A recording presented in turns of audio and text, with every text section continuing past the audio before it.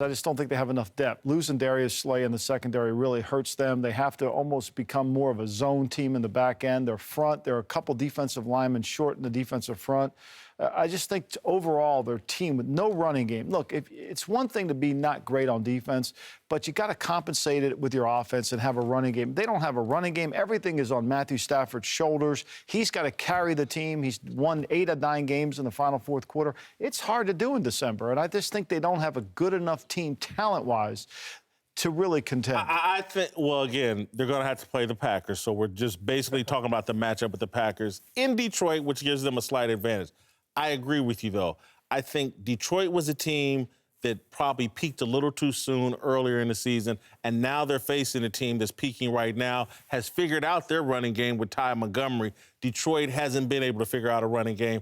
Matt Stafford versus Aaron Rodgers, I think the two best arms in football, but I just got to go with Aaron Rodgers. They figured out what they're doing with their running game. Their receivers are playing better.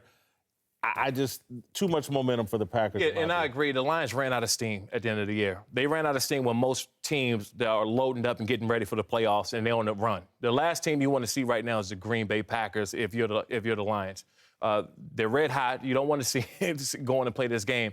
And as a former player, you don't want to go in and say, hey, we're not ready for this team. We can't play this team. You want to keep your hopes and the momentum and the emotions high in the locker room. But you got to come into this game saying that we don't have a shot. What does Jim Caldwell say at this point? He's starting to see the team black side a little bit, but they have this great opportunity in front of them. What's he telling his team this week? Well, look, I don't see it as bad as you guys see it. The Lions have been very good at home.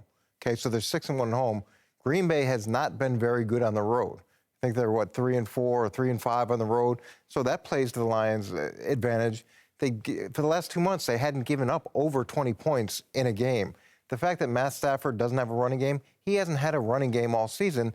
This is how they've been operating.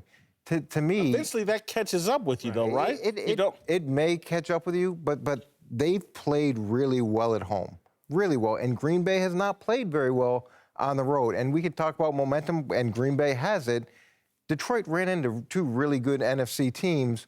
I think that this is a push-it type game, and it could go either way on Sunday. I see a team, look, Stafford and that receiving core have had to be great for too long, and it's just catching up with them. I saw some drop balls against Dallas. I just think they've been carrying too much of a burden, and that was happening in Green Bay. And then all of a sudden, Ty Montgomery becomes the running back. And then all of a sudden, Jordy Nelson and the Vikings don't defend him properly. Green Bay just has too much confidence and too much momentum and too much Aaron Rodgers. That's a pretty gritty receiving core, though. Anquan Bolden, Golden Tate. And the fact that they've compensated for the loss of Calvin Johnson the way that they have, and now the ball's being spread around, it's pretty good.